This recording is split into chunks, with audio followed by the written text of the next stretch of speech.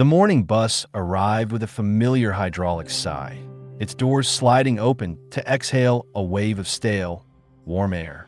Arthur stepped inside, his movement automatic, a ghost in the machinery of the city's dawn. He was a man in his late 50s, his posture etched with a permanent sort of tiredness that sleep could not fix. The driver, a man named Leo who had seen this ritual play out for months, gave a silent, almost imperceptible nod. Arthur's eyes, the color of a faded winter sky, did not meet his. They were already fixed on the empty space ahead. He walked down the aisle, his hand trailing over the cold metal of the seat back for balance, though he didn't need it. His body knew this journey by heart. He stopped at the same seat, halfway down on the right-hand side, the vinyl worn smooth by countless strangers. He sat, placing his worn leather briefcase on his lap. Then came the ritual. Clara, the conductor, watched him from her perch near the middle doors. She was a woman in her 40s with kind eyes that had seen too many stories pass through her bus. She remembered them. Not just Arthur, but Arthur and her. The woman with the laugh that sounded like wind chimes. They'd ride this bus every Saturday morning, holding hands, their heads close together, talking in low murmurs. They were a pocket of warmth in the metal cocoon of her route. She remembered the woman's name, Eleanor. Elaine, something like that. It started with an... Arthur held up 2 fingers towards Clara. She ripped 2 tickets from the machine with a practiced tear. The sound was sharp in the quiet hum of the bus. As he took them, his fingers, slightly trembling, brushed against hers. They were ice cold. He paid, gave another silent nod, and then turned to the empty seat beside him. This was the core of the ritual, the moment that clenched Clara's heart every single time. Arthur carefully, almost reverently, placed the second ticket on the vacant vinyl seat. He smoothed it down with his palm, a gentle final pat. It was not a ticket for a ghost. It was a ticket for a memory. A ticket for Eleanor. For Elaine. For the woman who was gone. The bus pulled away from the curb, merging into the river of morning traffic. Arthur turned his head to the window, but he wasn't seeing the passing shops or the waking city. He was seeing a different time. The faint reflection in the glass showed not his own face, but a phantom image of her head resting on his shoulder, her hand in his. The bus was no longer a mode of transport. It was a vessel, a time capsule carrying him back to the last ordinary day. The last day they had ridden this route together, before the hospital, before the silence, before the crushing weight of a future that was meant to be shared and now was his to bear alone.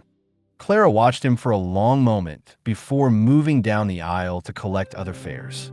She never spoke to him during these rides. What words could possibly hold any weight against such a profound, silent testament to love and loss? His grief was a private cathedral, and she was merely a witness, respecting the sanctity of its silence.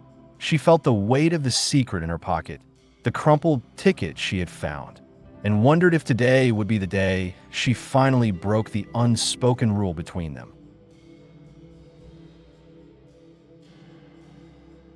The city unfolded outside the window, a blur of gray and muted gold as the sun strained through the morning haze.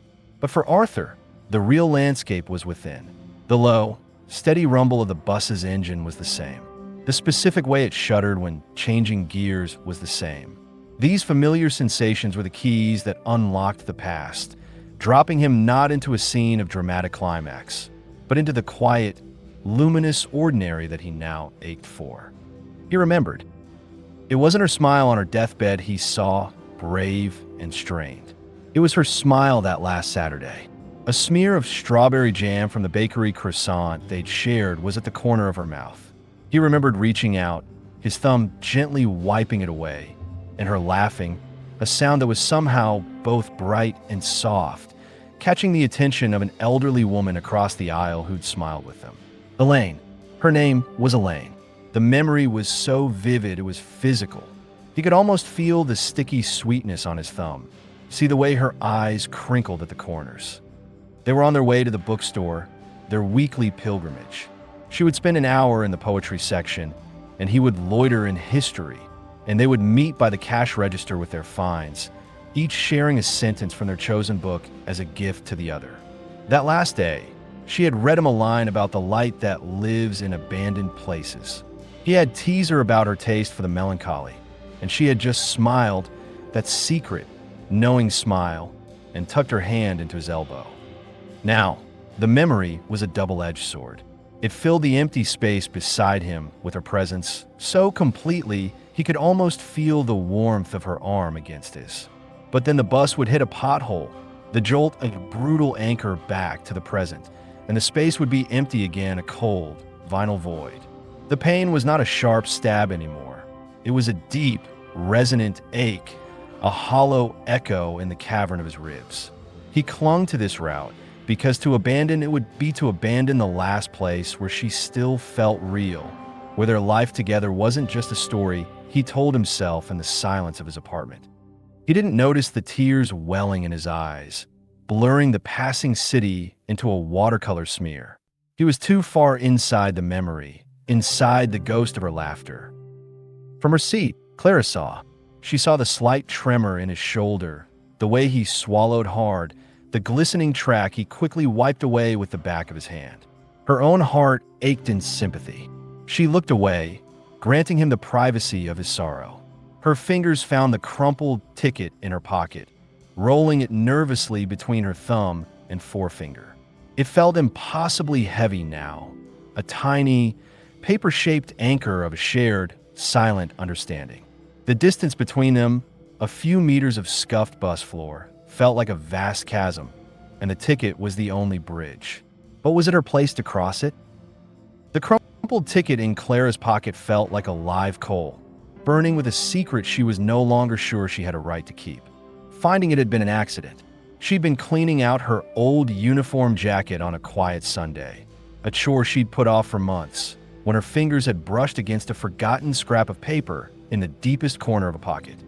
It was a standard-issue bus ticket, its once bright yellow faded to a pale cream, the ink of the date smudged and nearly illegible.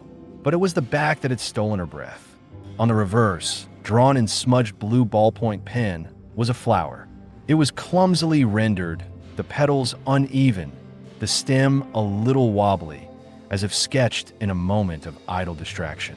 A child's drawing, or perhaps the work of an adult whose mind was elsewhere, their hand moving without conscious thought. And in that moment, the memory had returned to Clara with the force of a physical blow. It was that Saturday, the last Saturday.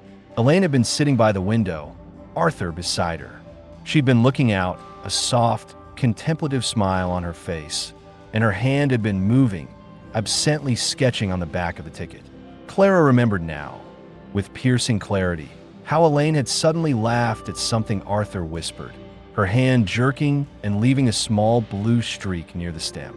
She'd crumpled the ticket then, a gesture of mild frustration, and tossed it into her open bag.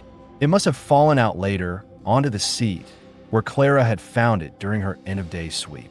She'd meant to return it, but it had been buried in her pocket, and then life had moved on. Until now. This wasn't just a discarded scrap. It was a fossil, a captured moment of unthinking happiness from a woman who had no idea it would be one of her last. It was the tangible proof of a life interrupted in mid-smile, in mid-doodle. Clara had been the silent witness to Arthur's grief for months, but holding this ticket made her a witness to Elaine's life, to a tiny, beautiful, mundane moment of it.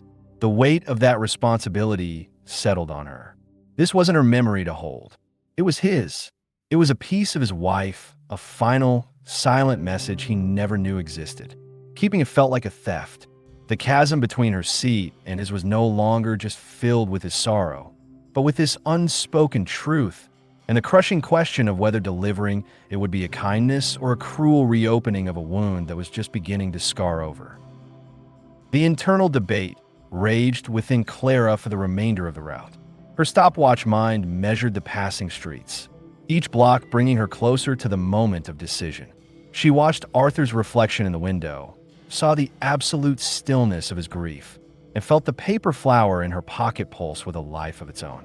It was no longer just a ticket, it was a testament, a proof that Elaine had been here, happy, thinking of beautiful things, even on an ordinary bus ride.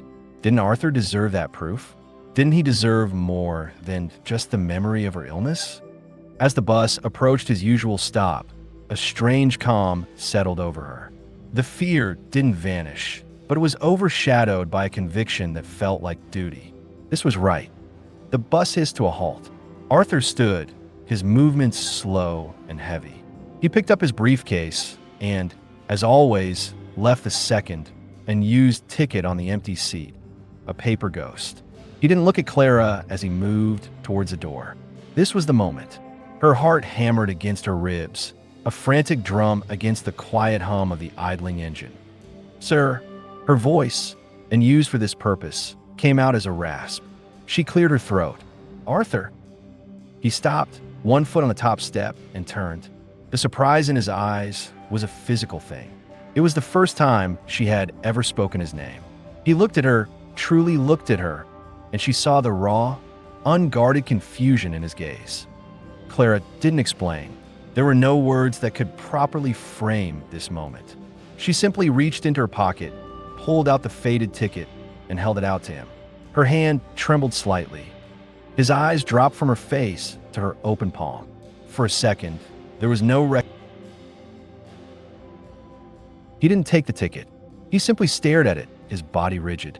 The world outside, the traffic, the people on the sidewalk, the impatient driver ceased to exist. In that crumpled piece of paper, he wasn't just seeing a drawing. He was seeing her hand moving.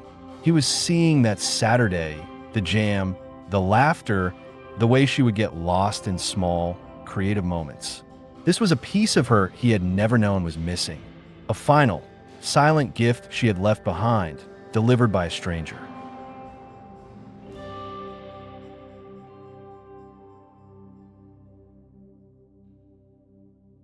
A single, silent tear traced a path down his cheek, then another. He wasn't crying for her death in that moment. He was crying for her life, for this impossibly precious, mundane artifact of her existence. Slowly, as if handling a holy relic, he reached out and took the ticket from Clara's palm. His fingers, still cold, brushed against hers. And this time, there was a spark of shared, unspoken understanding. He didn't say thank you. He couldn't. He just closed his fingers around the paper, brought his fist to his chest, and gave Clara a look that held a universe of gratitude and pain. Then, he turned and stepped off the bus into the morning light, holding the ghost of a flower. And for the first time, it felt like he was holding a piece of her, not just her absence. The following morning, the bus arrived with the same hydraulic sigh. Clara, her heart a tight knot of anticipation and dread, watched the door.